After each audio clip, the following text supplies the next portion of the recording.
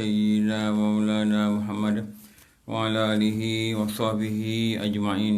رب اشرح لي صدري ويسر لي أمري واحلل عقدة من لساني يفقهوا قولي. سبحانك لا علم لنا إلا ما علمتنا إنك أنت العليم الحكيم. لا حول ولا قوة إلا بالله العلي العظيم. لا حول ولا قوة إلا بالله العلي العظيم. لا حول ولا قوة إلا بالله العلي العظيم. Alhamdulillah kita dapat jumpa tengah hari ini. Allah Ta'ala dengan rahmatnya memberi keizinan untuk kita duduk dalam majlis yang sangat baik. Semoga diberi kita faham atas segala ilmu yang kita pelajari dan diberi kita kekuatan untuk kita beramal dengan apa yang kita belajar. Okey, tengah ini kita baca Bidayatul Hidayah. Kita baca Bidayatul Hidayah. Muka surat. Okey, 123. Dan habis dah kitab ni, habis ni. Masih lagi tentang membicarakan maksiat, dosa-dosa pada anggota, dan masih lagi dalam dikatakan menjaga lidah. Jadi lidah ni ada kebinasaan dia. Bohong, menyalahi janji, mengumpat yang dia cakap sini lah. Sekali nombor 4, bertengkar dan suka membantah perkataan orang lain. Ni kebinasaan ni. Ni dosa yang dikeluar dari lidah. Okey, dekat bawah. Kita dah baca hadis tu. Sesiapa yang sanggup meninggalkan pertengkaran sedangkan ia adalah di pihak yang salah, Allah akan membina untuknya rumah di tepi syurga. Dan siapa yang sanggup meninggalkan bertengkar sedangkan ia adalah berada di pihak yang benar, maka Allah akan membina untuknya sebuah rumah di tempat yang tinggi di syurga. Sambil itu saya sampai bawah.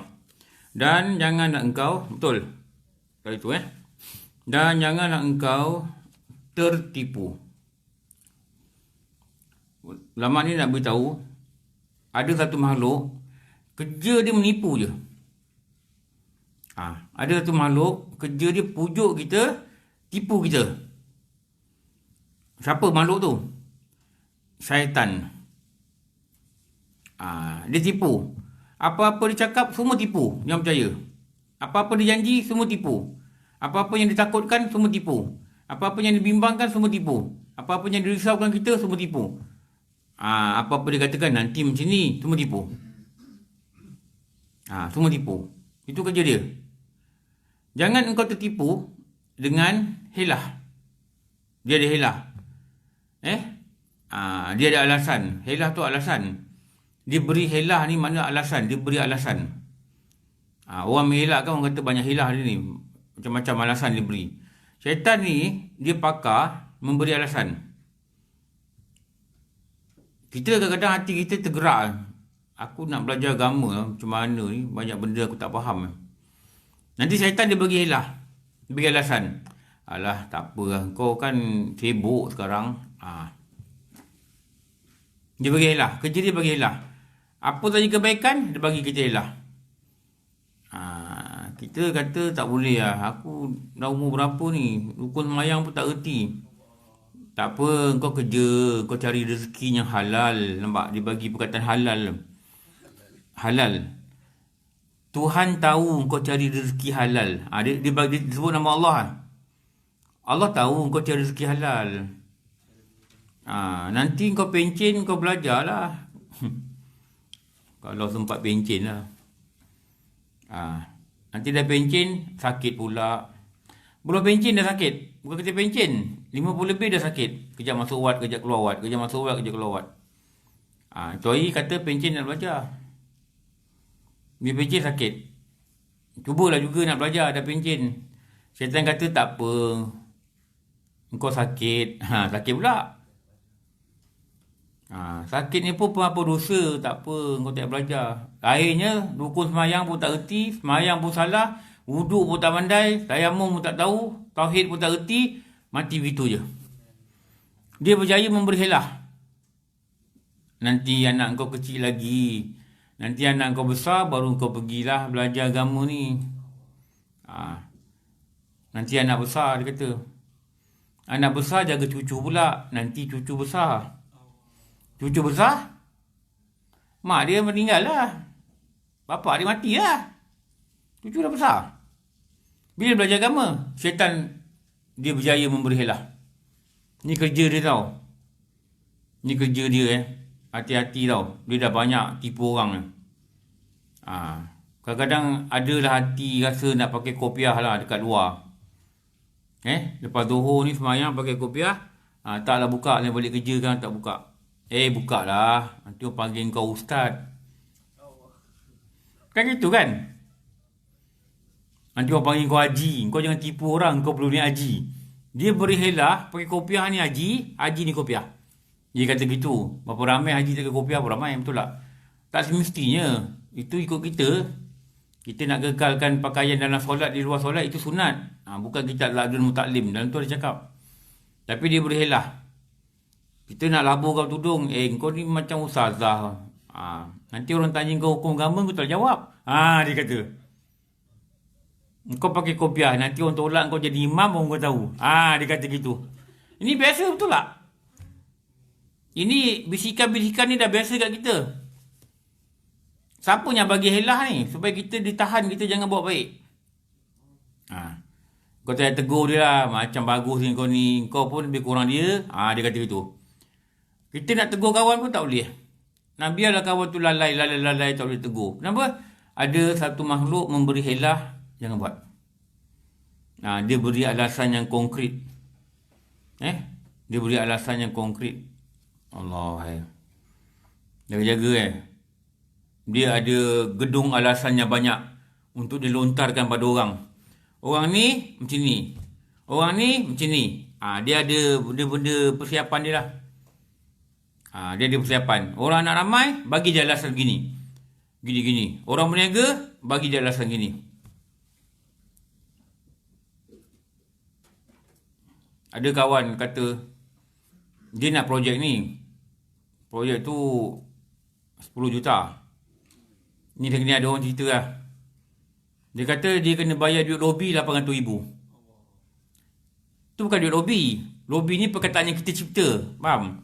Syaitan cipta perkataan ni supaya dia nampak macam halal lah. Lobi kan halal. Lobi kan. Sebenarnya kau lobi. Sebenarnya duit apa tu? Rasuah. Betul tak?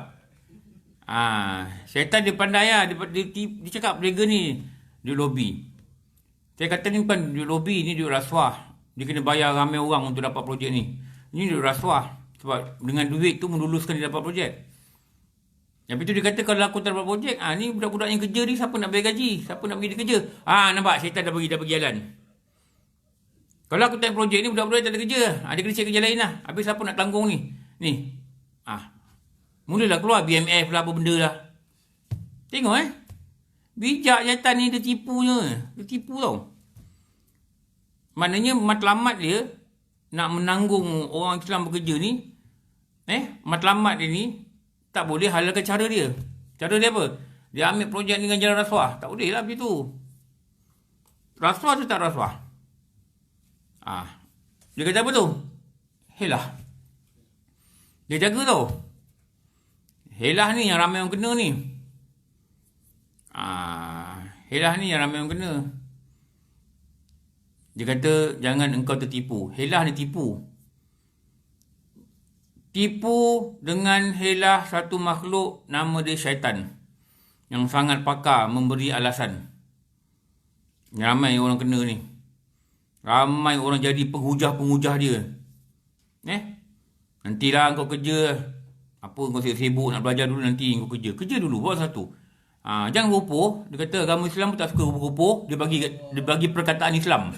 Tahu? Jangan rupuh-rupuh. Agama Islam tak bagi rupuh, tenang. Kerja dulu. Dah kerja besok, dah pencen, baru belajar pula. Dia kata gitu. Jaga-jaga ramai dah kena dah. Nanti lama kita jadi dia punya jurucakap. Kawan kita mengadu dengan kita, aku nak belajar agama macam mana? Aku kerja. Tak apa, kerja. Kita jadi penyokong tau. Hujahnya syaitan bagi, kita pula menjadi penyampai pada orang ramai. Tak apa, kita kerja lagi. Tak apa, nanti pencen nanti kita belajar. Selama dia kerja nak nunggu pencen ni, semayang dia salah, wuduk dia salah, mandi wajib dia salah, tauhid dia tak betul. Paling takut tak sampai pencen dia mati. Syaitan tepuk tangan. Kita berjaya menipu. Dia tepuk tangan ramai. Kita berjaya menipu. Apa dia guna ni? Helah. Ramai yang kena tau. Sebab tu kalau kita tak tahu syaitan ni dia ada helah itu yang kita kena tu. Dalam bab berdebat bertengkar ni, ni dia kata ni. Nanti dia kata engkau jangan tertipu. Imam Ghazali kata helah syaitan kerana syaitan selalu mengatakan. Bukan sekali dua dia kata. Dia selalu mengatakan. Engkau mesti bertengkar dengan mereka kerana engkau adalah memperjuangkan kebenaran. Tengok. Engkau mesti bertengkar dengan mereka. Kerana engkau di pihaknya benar. Rasulullah dah bagi hadis.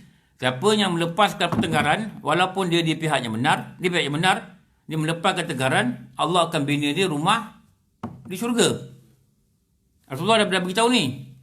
Maknanya kalau kita dibenar pun, salah ke, kita lepaskan pertengkaran ni. Jangan layan. Tapi dia cakap apa? Engkau mesti bertengkar dengan mereka. Kerana apa? Engkau adalah memperjuangkan kebenaran. Itu yang keluar perkataan tu. Berani kena benar, takut kena salah. Macam perkataan keluar. Rupanya syaitan dah tipu dia. Tanpa dia sedar. Tanpa dia sedar. Ini yang bahaya ni, tanpa sedar ni. Dan jangan engkau berlemah lembut dalam hal ini. Jangan kau lemah lembut dalam hal ni. Syaitan kata engkau lawan dia, engkau cakap dengan dia, engkau bertengkar dengan dia, engkau berdebat dengan dia. Jangan kau lemah lembut dalam hal ni. Sebab apa? Engkau adalah pejuang. Pejuang kebenaran. Pejuang apa? Bangun tidur pukul 7 pagi. Boleh saya cakap dia pejuang Malu Imam Hasan Al-Banna, pengasas Ikhwanul Muslimin. Dia kata apa? Kalau engkau tak boleh baca Quran satu juzuk satu hari, jangan sekali-kali mulut engkau sebut engkau ini pejuang kebenaran. Jangan kau sebut. Malulah pada dirimu. Satu hari tak boleh baca satu juzuk, engkau jangan sebut engkau ni pejuang kebenaran. Memalukan dirimu. Dia kata gitu tau. Pada dia punya ahli-ahli lah. Sebenarnya, apa sebenarnya ni? Syaitan telah berjaya menipu orang-orang yang bodoh. Orang bodoh ketipu kan dia. Orang pandai tak ketipu. Orang bodoh. Sampai apa? Sehingga mereka tercebur dalam kejahatan. Sedangkan mereka menyangka mereka buat baik. Ni syaitan punya kerja. Dia suruh kita buat benda. Dia kata ni yang amal kebajikan. Faham? Dia suruh kita organize satu benda. Nyanyi-nyanyian, tari-tarian, konsert amal. Nampak dia buat? Nampak? Tengok ni gambar orang buat ni. Konsert amal. Amal ni benda baik lah, benda pahala. Panggillah hati nyanyi. Nanti bayarlah hati tu sikit. Yang lain tu diorang ambil duit ni untuk bagilah pada anak yatim ke apa benda semua ni. Dinamakan konsert amal. Nampak? Bila amal, orang pun ulurlah duit. Amal. Bayarlah perempuan ni menyanyi. Bayarlah orang band ni menyanyi. Betul? Dan orang pengaju ni rasalah dia telah membuat kebaikan, sedangkan dia telah membuat kejahatan. Siapa punya kerja ni? Syaitan punya kerja. Ramai yang kena ni tau.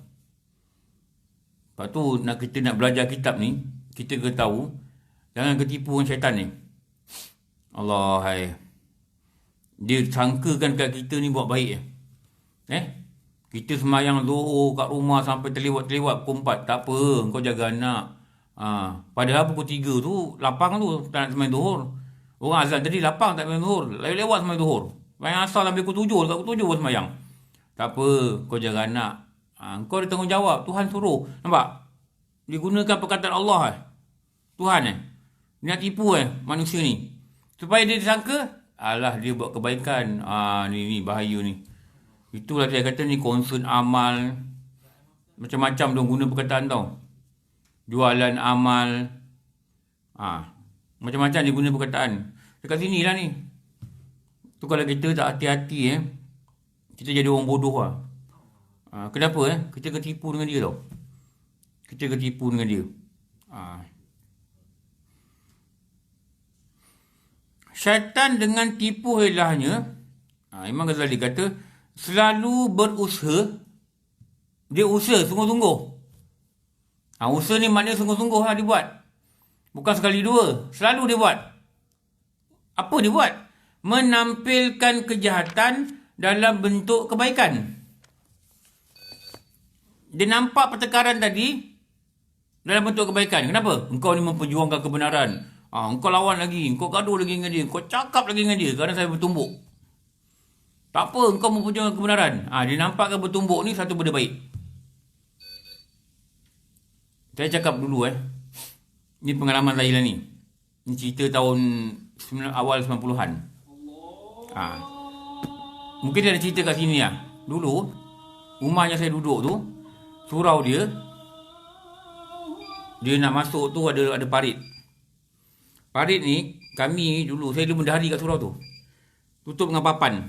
Papan, apa tu? Papan itulah. Papan yang orang kampung buat rumah tu lah. Papan lapis tu. Kenapa tutup? Sebab ada 2 orang jemaah orang buta ni, dia selalu pergi surau. Jadi tak nak kaki kita masuk, tutup dengan papan.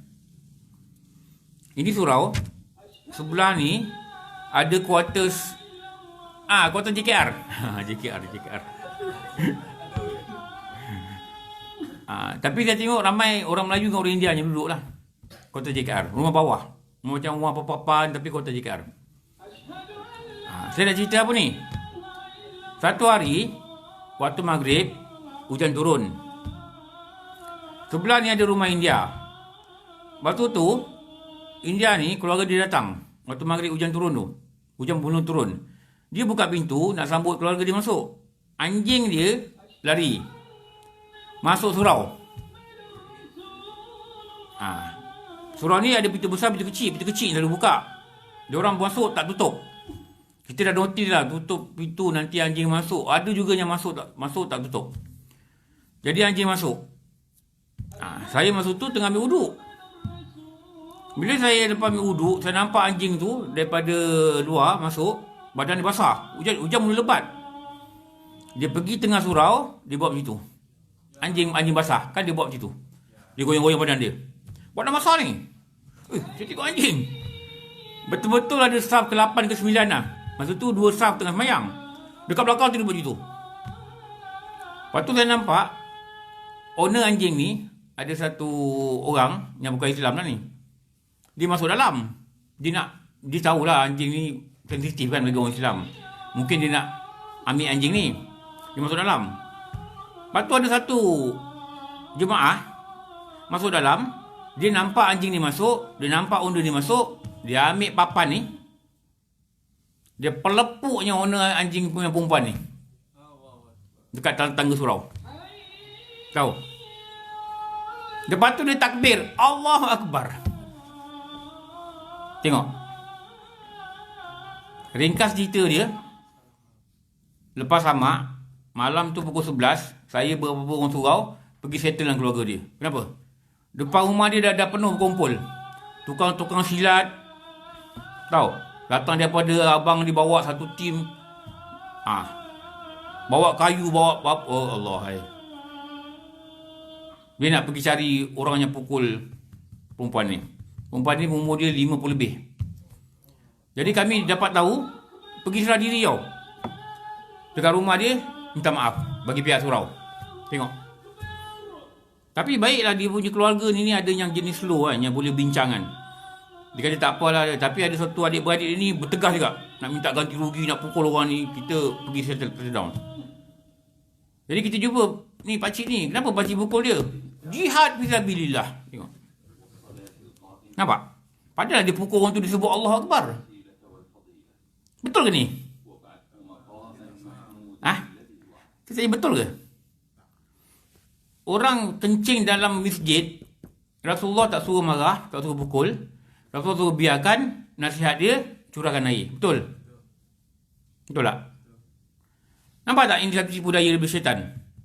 Kau pergi pukul ni. Dia pergi biarkan anjing ni masuk ke. Dia pukul. Allah. Orang perempuan umur 50 lebih.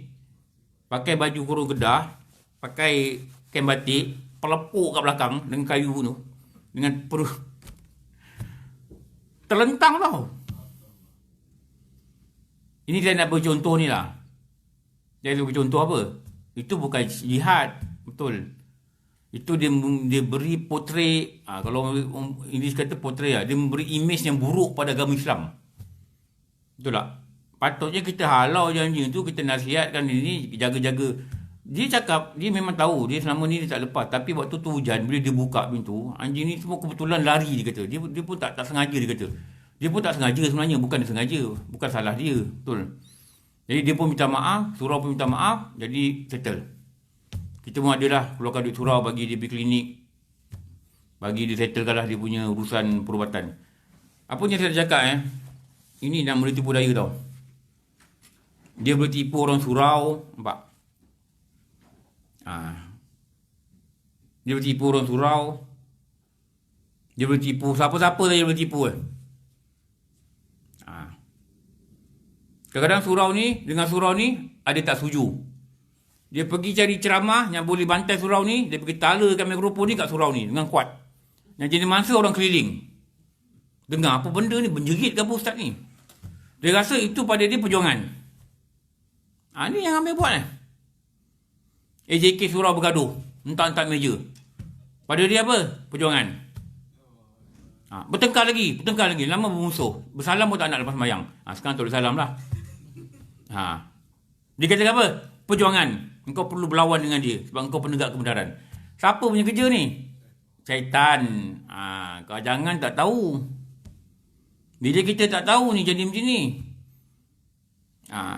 Kenapa? Dia nampakkan benda tak baik ni baik. Itu kerja dia. Jaga-jaga Jaga-jaga Ramai orang nak kena tau. Terutama mereka-mereka yang dikatakan berjuang ni. Kita kena hati-hati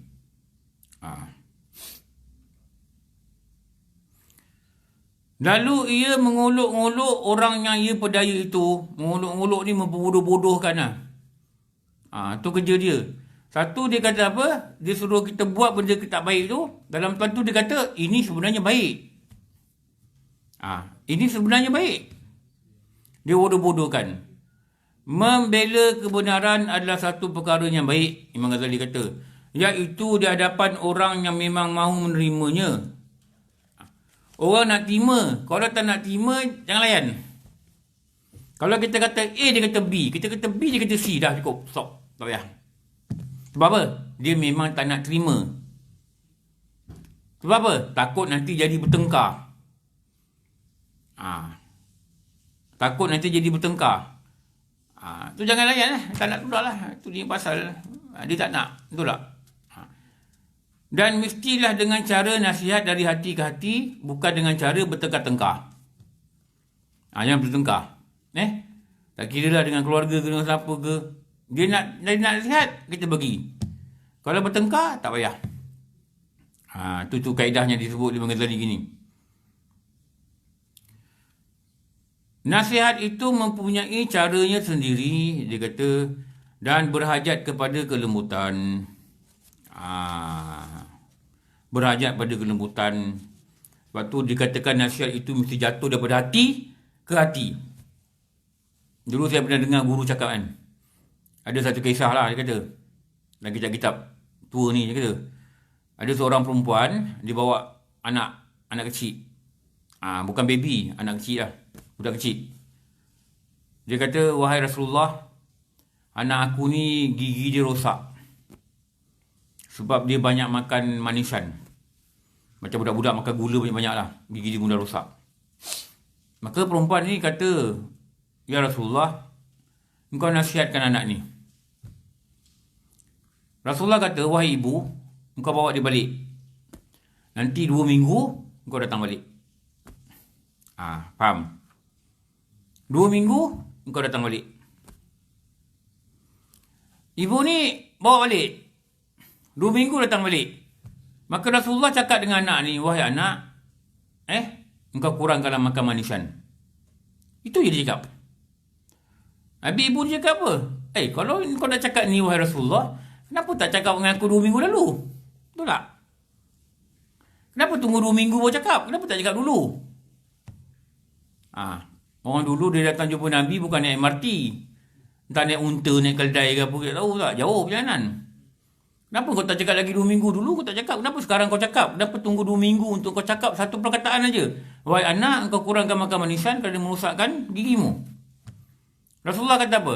Bila kau bawa datang sini, aku suruh kau bawa balik sebab aku nak pantang makan gula selama 2 minggu. Supaya bila aku cakap, dia jatuh ke hati anak ni. Faham tak? Faham. Kita cakap dengan anak kita, jangan makan seluar ketat. Tapi mak dia pergi pejabat EPF ke seluar ketat. Kau pergi EPF umur berapa? 50, 55, pakai seluar ketat. Lepas tu nak marah anak, jangan pakai seluar ketat. Tak mungkin. Tak mungkin. Tak mungkin budak ni boleh berubah.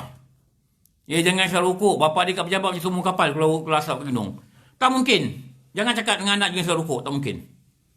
Ini satu benda yang tak masuk akal. Kenapa? Dia ni nasihat ini mesti daripada hati. Hati ni maknanya dia buat, dia rasa, baru dia cakap. Barulah hati itu boleh jatuh ke hati. Sebab hati ni, dia hanya boleh communicate dengan hati. Itu syarat dia. Hati, dia tak boleh communicate dengan lidah. Dia mesti communicate dengan hati. Faham Jadi, hati ni, dia punya terjemah dia pada lidah. Jadi kalau kita cakap daripada hati, dia akan jatuh pada hati. Kalau kita cakap pada lidah, hati kita tak sama dengan lidah kita, dia tak akan jatuh pada mana. Dia jatuh sini, dia keluar sini. Itu yang Rasulullah buat. Dia pantang makan gula 2 minggu, baru dia cakap budak ni, engkau kurang makan gula. Supaya apa? Budak ni boleh ikut. Tu yang dulu, kan ada kempen tahun berapa tu? Kepimpinan mulai teladan Tu ada tu. Tu Rasulullah dah buat. Tu dia kata nasihat ini mestilah hati ke hati. Sebab yang kita nak ubah ni hati dia. Kita marah anak kita lewat semayang, kita mesti semayang on time. Baru anak kita boleh berubah. Baru kita boleh nasihat. Ini pukul 6 kau dah semayang asar belum? Mak dia tengok drama. Tak masuk akal. Tak masuk akal. Tahu? Tak masuk akal. Mana perkataan tu boleh sentuh hati dia? Kan? Kita pun... Ini tipu daya syaitan ni. Jaga-jagalah. Tu dia kata jaga. Kalau tidak nasihat itu, dia kata, kalau tak ikut cara kelembutan, tak cakap daripada hati ke hati, nasihat itu akan berbalik menjadi pendedahan aib kepada orang lain. Fadhiyah. Fadhihah nama dia. Tak gunalah. Tak guna. Maka jadilah kerosakan yang lebih banyak daripada kebaikan. Jadi bertengkar, jadi dendam-dendam, jadi marah, jadi benci-benci, jadi masam muka, putuslah hubungan dan saudara. Kenapa? Bila ada pertengkaran, bukan senang nak rawat balik tau. Saya dah tengok lah ni, terutama orang tua kalau bergaduh. Allah, teruk pun buruk pun apa. Bergaduh dalam WhatsApp, pun live group. Bila live group tu dia akan hilang terus. Dia bukan macam budak-budak. Budak-budak kalau bergaduh pukul 3, pukul 5 kan dia main balik. Betul tak? Tu budak-budak. Ini kalau mak budak bergaduh, bapak budak bergaduh, hari ni dia bergaduh, 8 kali raya pun minta maaf. Itu kalau raya. Kalau tempat jumpa. Kalau tak ada COVID. Tahu? 8 kali raya baru boleh minta maaf ni.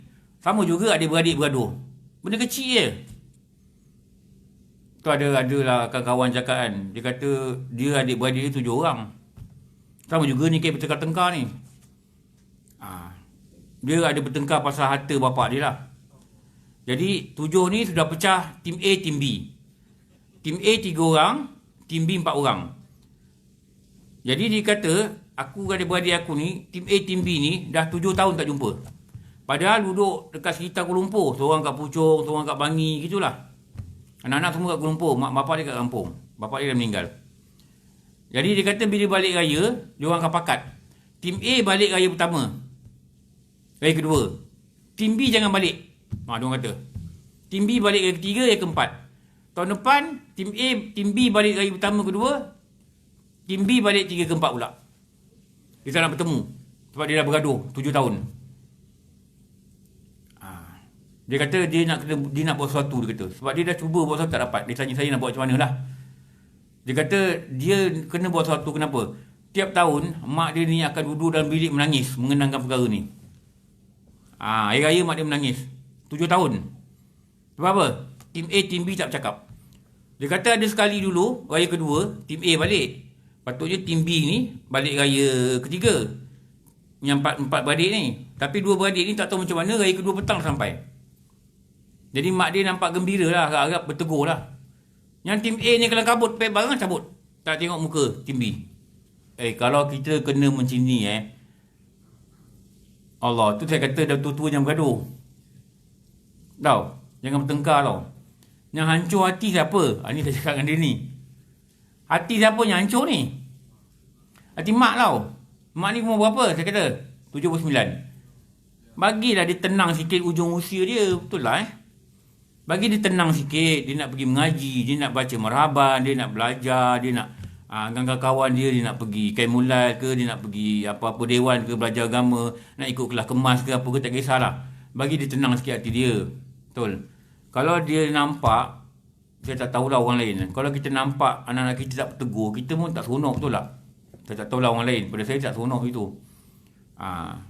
Asli apa ni? Asli bertengkar. Yang dia tak nak minta maaf, grup ni dengan grup ni tak nak minta maaf sebab dia kata dia memperjuangkan betul, benda betul. Yang ni pun dia kata dia memperjuangkan benda betul. Nampak? Syaitan ni dia pandai, dia tipu dua-dua pihak. Dia hantar satu tim, dia tipu yang ni. Dia hantar satu tim, dia tipu yang ni. Akhirnya, mak dia makan hati. Sampai sekarang ni, dah masuk tahun ke-8 ni. Dia kata, kau pergi surau, kau belajar agama, kau buat sesuatu lah. Nanti aku fikirlah apa nak buat, dia kata. Ni 4 orang ni ada satu WhatsApp group. Adik-adik. Yang 3 orang ni ada satu WhatsApp group. WhatsApp group pun tak sama. Ada 2 WhatsApp group yang beza. Dan mereka bercerita 4 keluarga, mereka bercerita 3 keluarga. Itulah. Ni cerita saya lah. Dia kata kena buat sesuatu lah. Tak boleh lagi ni. Kesian dekat mak tu. Lepas tu saya kata jangan cari punca dan kenali watak adik-beradik kita lah. Kalau adik-beradik kita ni, dia ni jenis mulut dia memang, kalau dalam WhatsApp group ni memang dia membelasah je adik-adik dia. Dan kita pun dah kenal dia berkecil panggil dia gitu, kita diam je lah. Tarik diri, jangan bertengkar. Kita diam je lah. Sebab kita tahu kalau kita masuk satu perkataan, dia akan bergaduh. Menyebabkan tak bertegur. Kita orang kata beralah lah. Walaupun kita dia yang benar. Kenapa? Moga-moga Allah beri kita syurga di tempat yang tertinggi. Seperti Rasulullah kata. Sebab kita orang belajar. Mungkin abang kita tak belajar agama dia sedang tertipu dengan syaitan. Dia memperjuangkan kebenaran. Saya dah tengok ramai sebab tu kalau orang tua-tua kalau bertengkar ni buruk lah. Kesan dia buruk Dia akan lama nak baik tau. Kalau baik pun dia tak mesra macam dulu lah. Ni saya tengok lah sini tak mesra macam dulu. Sama juga macam kelas-kelas agama yang khusus tau. Buat dekat rumah. Kalau kat pejabat ni tak adalah. Buat kat rumah. Habis dah pergi dah istiqamah, dah nampak dah boleh beramal. Nanti syaitan ni dia akan datang, dia cocok orang ni, cocok orang ni, suruh dia bertengkar. Kadang-kadang hal kecil tau. Dia ni datang bawa karipap, terutama orang perempuan ni saya minta cakap lah. Dia ni datang bawa gula Melaka. Lepas tu ada orang pula cakap, sabar gula Melaka ni sedap lah. Lepas tu makan karipap, masin yang karipap siapa ni? Dah, yang makcik karipap dia kecil hati. Kecil punya hal. Betul tak? Yang seorang ni pula mulut dia memang gitu. Tak apa buat karipap tak reti-reti. Dah pencim kerti buat karipap. Gurau je. Gurau. Tapi pembuat karipap ni dia ada hati yang berbeza. Betul tak? Kau sedap kutuk-kutuk karipap aku. Okey, aku tak mau datang belajar lagi. Saya tak tepuk tangan. Bagus, kau tak datang. Baru dapat 2 rukun semayang. Niat berdiri. Baru belajar niat dengan berdiri. Bulan depan tu nak belajar pula takbiratul ihram, 21 syarat sah. Dan mengajuk karipap punya pasal tak datang. Kawan dia pula tanya, kenapa tak datang? Aku malas lah. Dia ni suka-suka gini. Aku pun tak mau datang lah gini. Dia pula tak mau datang. Dia yang tak kena mengena pun tak mau datang. Sebab dia sokong orang ni. Ni yang buat kuih gula Melaka tadi ni. Apa nama kuih tu? Yang hijau-hijau tu. Buah Melaka. Oh, dia tak datang sebab aku cakap aku gurau-gurau je. Ni aku punya pasal lah ni. Aku tak pernah datang kelas. Dia pun tak datang. Ni cerita benar. Pengalaman saya ni. Akhirnya dia suruh saya jadi, adalah orang kata jadi orang tengah. Alah, dah tu bangka ni orang tengah pun malas ni. Tapi kalau budak-budak boleh piat telinga. Orang tua ni syaitan ni dia pandai tau. Dia nak bubarkan benda tu supaya dia orang ni jangan datang belajar agama. Itu kerja dia. Benda kecil-kecil lah, karipap. Kadang-kadang berebut rehal. Budak-budak pun tak bergaduh rehal tau. Saya cakap benda betul ni tau. Sebab apa? Kumpulan tadarus. Tahun ni tadarus 3 orang. Lepas tu ada budak muda datang. Yang ketua tadarus ni kata tak tahu mana, tahu kat sini. Grup ni kata, dia orang sabotaj kita ni. Hantar budak muda yang baca merangkak. Kita lambat nanti. Selalunya grup kita berjaya. 15 Ramadan dah khatam. WhatsApp saya, Ustaz, tahun ni grup kami kena sabotaj. Sabotaj apa? Grup tadarus. Saya ingat, letak bom ke bawah rehal. Itu dia faham sabotaj. Dia orang hantar budak yang berangkap belajar Quran kat grup kami. Kami dah halau dia pergi grup lain, dia tak nak. Dia kata makcik tu kata duduk sini. Dia punya pasal kami dah lewat 2 juzuk. Kalau macam ni, saya kata jangan tadarus. Betul? Dia dah ngumpat grup ni. Grup ni dia kata padan muka. Kau tahun depan kau champion, kau tengok tahun ni siapa champion. Ini bukan tadarus tau. Ini tadarus ni. Ini bukan tadarus. Tadarus ni perkataan apa tadarasa. Tadarasa apa?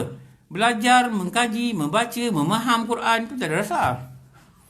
Kau dah ngumpat-ngumpat kau dah ngutuk-ngutuk, kau dah bertanding-bertanding. Dia kata sebab dia orang lah kami lambat khatam. Jadi kami tak khatam, kami tak dapat telekung. Nak telekung aku boleh belikan lah. Tak gaduh lah. Apa malu. Ini bukan orang muda tau yang cakap-cakap ni. 65, 68. Kadang-kadang grup 65, 68. Ustaz, ada soalan daripada grup ni. Grup apa? Grup kami lah. Saya tahu ketua dia ni yang cakap ni nombor 68. Apa nama grup? Mama Anggun. Nasib baik tak ada video call. Kita nak senyum kat video call. 68 bukan mama manis, dia kata. Mama manis tak Anggun. 68 bukan mama manis. 68 mama kecil manis tau. Lepas tu saya kata dalam beramal terbuka pintu tipu daya.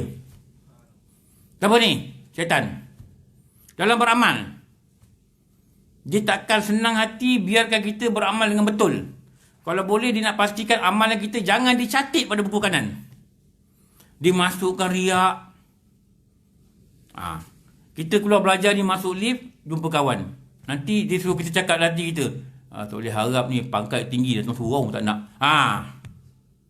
Nanti dia kata, suruh kita kata, aku hebat, aku tahu surau belajar tak datang. Siapa ni? Ni tipu daya syaitan. Tengok. Tipu daya syaitan. Kalau kita tak berhati-hati, habis. Jahannam. Amal tak dikira. Sebab tu dalam beramal ni pun ada punya bukaan tipu daya dia ni. Sebab tu kalau kita tak hati-hati, teruk. Maka sesiapa yang selalu bergaul dengan ulama' zaman sekarang ini, pasti akan menjadi orang yang suka bertengkar. Ini zaman dia tau. Zaman Imam Ghazali ni. Zaman Imam Ghazali ni zaman 500 hijrah. Waktu zaman 500 hijrah. Sekarang ni dah 1400 lebih. Lagi teruk. Suka bertengkar.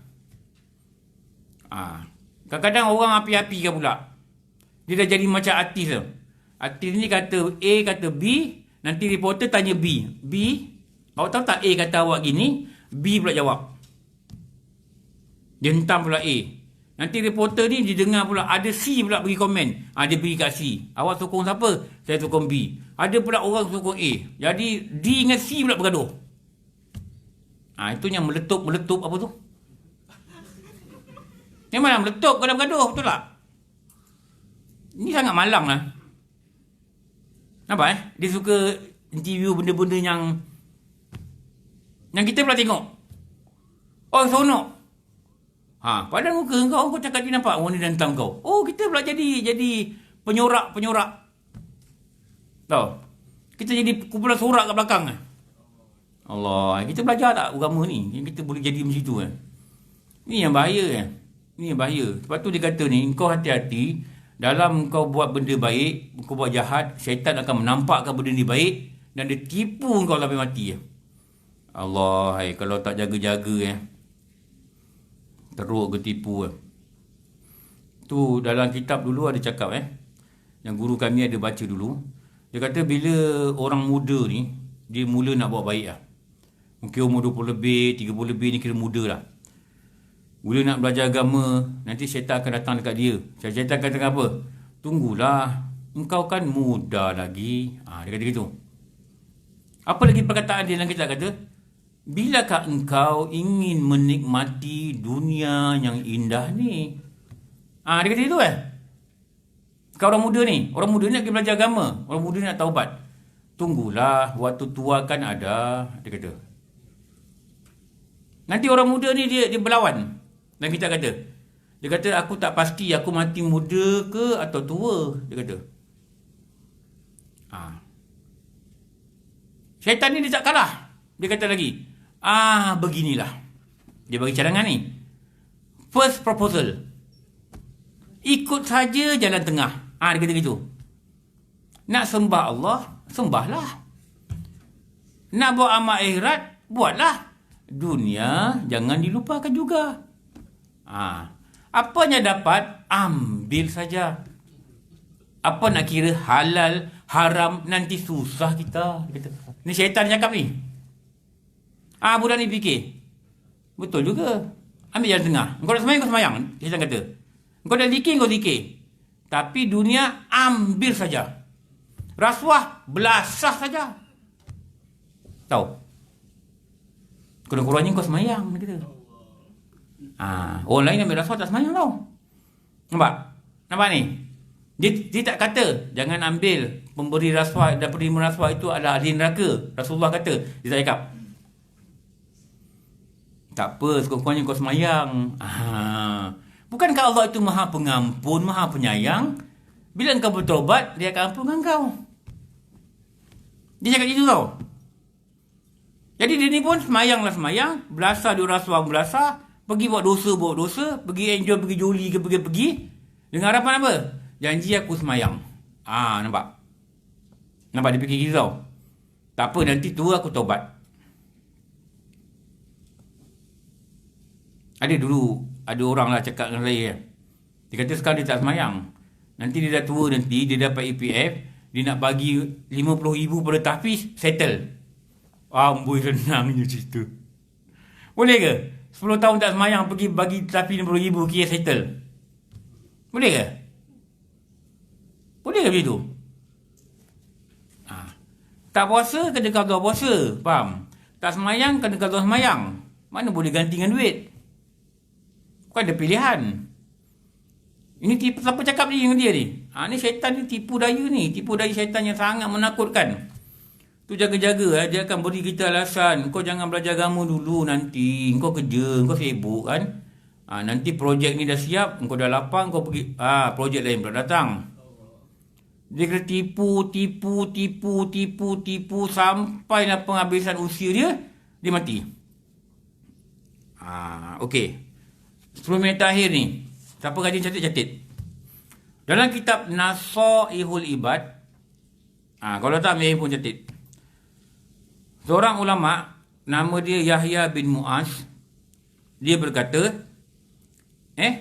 ada 6 tipu daya yang manusia selalu buat. Yang manusia selalu kena. Pertama apa? Sengaja melakukan dosa dengan harapan akan diampuni. Dia buat dosa, dia harap Allah akan ampunkan dia tanpa diiringi dengan penyesalan. Dia tak menyesal ke dosa tu. Dia buat dosa dengan sengaja. Lepas tu dia kata tak apa. Bukankah Allah itu pengampun dan penyayang? Macam tadi saya kata dia lah. Ini yang ayah buat masa kata tertipulah kau. Kenapa? Allah tak ampunkan dosa kau. Engkau jadikan Allah tu berkata boleh mengampun. Buat dosa lah nanti minta ampun. Ni yang bahaya ni. 2. Rasa dekat dengan Allah tetapi tidak melaksanakan ketaatan pada dia. Saya dah dengar orang punya cerita kan. Dan saya ambil pengajaran lah. Ada orang yang dia kata dia tahajud, dia rasa tenang tapi tengok benda asas pun tak buat. Belajar agama pun tak ada. Kadang-kadang aurat pun tak tutup. Ni saya dah jumpa lah kadang-kadang kan. Saya belajar dari pengalaman dah. Dia rasa dekat lah. Dia rasa dia tahajud, dia rasa sedap. Tapi syariat tak buat langsung. Dan dia rasa diri dekat dengan Allah. Sedangkan dia tak taat. Ini kena tipu ni tau. Syaitan masukkan feeling ni dalam hati ni. Rasa okey. Ni bahaya kan. Macam mana dia boleh rasa okey sedangkan syariat yang zahir, yang nyata pun tak buat. Aurat pun tak tutup kadang-kadang. Pakai pun ketat-ketat. Macam mana dia kata dia boleh rasa dekat dengan Allah dekat itu? Kalau dia dekat dengan Allah, Allah Ta'ala takkan biarkan dia untuk berada dalam keadaan maksiat. Faham? Sebab dah tunjuk kan. Dulu sahabat kata, ada perempuan, sahabat mengadu dengan Rasulullah, malamnya tahajud, siangnya puasa. Tetapi lidah dia ni menjangkiti jiran. Rasulullah kata, dia adalah ahli neraka. Dia rasa dia okey ni tertipu ni. Nombor 3, dia kata apa? Orang yang tertipu ni apa? Menanti kenikmatan di akhirat. Dia nak nanti nikmat di akhirat. Syurga, keampunan, balasan yang baik. Tetapi di dunia dia menyemai benih neraka. Atau menyemai benih neraka tak? Dia buat benda-benda yang boleh memasukkan dia neraka. Lepas tu para cerdik pandai maknanya kalau kita nak balasan baik ke akhirat, jangan buat benda-benda yang menyemai benih neraka. Sebabkan neraka tu menyala nanti. Tu para cerdik pandai apa kata? Dia kata apa? Jangan engkau menyemai angin. Menyemai angin. Tu angin-angin. Kelak engkau akan menuai apa? Aku tanya bahasa Malaysia pun tak tahu. Apa saya kata ni? Jangan menyemai angin. Kelak engkau akan menuai angin kecil. Semai bagi besar. Kelak engkau akan menuai tofan badai. Macam mana nak jadi Ahmad Said ni? Tak boleh jadi. Jangan menyemai angin. Kelak engkau akan menuai badai. Jangan semai angin. Angin ni kalau semai kan dia subur. Benda semai kan subur. Taruh baja. Nanti akhirnya badai yang datang. Jangan menyemai benda-benda neraka. Besoknya kita kena tuai besok api neraka. Tapi semai lah benda-benda syurga. Perbuatan-perbuatan yang boleh masukkan dalam syurga. Nanti engkau akan menuai balasan syurga. Itulah maksud dia. Itu doa yang Rasulullah ajar pada Siti Aisyah kan. Apa dia kata? Dia ajar Siti Aisyah sebut, ya Allah, aku mohon pada engkau akan syurga dan aku mohon pada engkau amalan-amalan yang mendekatkan aku pada syurga sama ada perkataan, niat atau perbuatan. Aku mohon lindung pada engkau daripada neraka dan aku mohon lindung daripada perbuatan yang menyebabkan aku dekat pada neraka. Sama ada niat, perkataan atau perbuatan. Ini Rasulullah ajar pada Aisyah. Doa ni. Jadi kita boleh baca juga, ya Allah, aku mohon pada engkau syurga dan aku mohon kau izinkan aku buat perbuatan yang mendekatkan aku pada syurga. Banyaklah perbuatan dekat syurga. Gitu juga. Jangan semai angin, nanti kelak engkau akan menuai badai. Nombor 4 kata apa? Ingin berada di tempat orang taat, namun selalu melakukan maksiat. Ini ketipu Dia nak duduk dengan orang taat, dia nak jadi orang taat, tapi perbuatan dia selalu banyak lakukan maksiat. Nombor 5 apa? tertipulah orang apabila bernombor 5 menanti pahala tanpa melakukan amal soleh. Nak pahala tapi buat tak nak. Nak pahala banyak tapi buat tak nak. Ini yang banyak berlaku .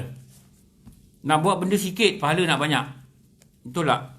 Kita banyak dengar orang katakan, Ustaz, boleh tak puasa qadha dengan puasa 6, dengan puasa Senin, dengan puasa ni sekali buat, boleh tak? Kita biasa dengar tak orang cakap ni. Dulu nenek saya ni, dia pernah cakap apa tau, arwah ni. Dia kata dulu kami belajar, nenek saya ni orang Minang. Kami belajar tak pernah orang tanya soalan macam ni, dia kata. Dia kata orang dulu, kalau perempuan ni, dia haid, dia 6 hari, dia haid, dia akan qadha 6 hari dulu, baru dia puasa 6 dalam bulan Syawal. Sebab mereka berpegang pada pendapat yang kata tu. Sekarang semua nak 2 in 1, 3 in 1, 4 in 1, 5 in 1, betul tak? Memanglah dia pendapat kata boleh. Yang mudah-mudah ni dia ambil. Apa? Nak pahala banyak, tapi amal nak sikit. Ni yang berlaku yang kita buat. Ni yang berlaku yang kita buat. Itu dia kata-kata tipu tu. Menanti pahala, tapi tak nak buat amal soleh. Nak masuk syurga, masuk dekat tabung surau, 1 minggu RM1. Nak tabung surau? Nak masuk syurga, 1 minggu RM1. Itu nasib baik lah kalau ada RM1. Kalau buka semua RM5, tak jadi lah. Bawa tidur lah. Bawa tidur. Tapi masuk syurga. Masuk syurga. Tak boleh pakai lah. Ini. Tertipu. Tertipu. Dalam masuk RM1, komplain banyak. Apa ni kiblat salah ni? Kau kat surau dia, duit kau kencing pun surau tak boleh bayar dalam surau. Duit air kau pun lebih RM1 sebulan. Balik surau salah ni, Syahid tak buat kerja je. Nanti dia jadi JK, aku sibuk aku. TV Tai Chi tu berkeliling di tepi sana. Dia komplain banyak. Aku tahu lah aku nak buat apa. Tak boleh macam ni. Nombor 6, apa dia kata? Berangan-angan mendapat rahmat Allah. Dengan sifat melanggar perintah Allah. Dengan sifat dia ada perangai langgar perintah Allah, tapi dia berangan-angan dapat rahmat Allah. Ni 6 ni tertipu. Satu, dia sengaja lakukan dosa dengan harapan dia dapat ampun. Ini tertipunya orang ni. Lagi satu, dia rasa dekat dengan Allah, tapi sebenarnya dia tak taat perintah Allah. 2. 3, dia menanti kenikmatan akhirat, namun di dunia menyamai benih-benih api neraka. Okey, cukuplah. Dah pukul 2. InsyaAllah nanti kita sambung pada akan datang. Moga-moga Allah beri kita faham. Allah beri kita faham, insyaAllah. Kita jumpa lagi nanti. Subhanakallah wa bihamdika, asyhadu an la ilaha illa anta, astaghfiruka wa atubu ilaik. Bismillahirrahmanirrahim. Wa al-'asri insana lafi khusr illa allazina amanu wa amilus solihati tawassaw bil haqqi wa tawassaw bis sabr. Bismillahirrahmanirrahim. Alhamdulillahirabbil alamin. Wassalatu wassalamu ala asyrafil anbiya'i wal mursalin wa ala alihi wa sahbihi ajma'in. Rabbana atina fid dunya hasanah wa fil akhirati hasanah wa qina adzabannar. Wa sallallahu ala sayyidina Muhammad wa ala alihi wa sahbihi wasallam. Alhamdulillahirabbil alamin. Apa maaf wa billahi alam. Assalamualaikum warahmatullahi wabarakatuh. Ya. Bawa habis kenapa?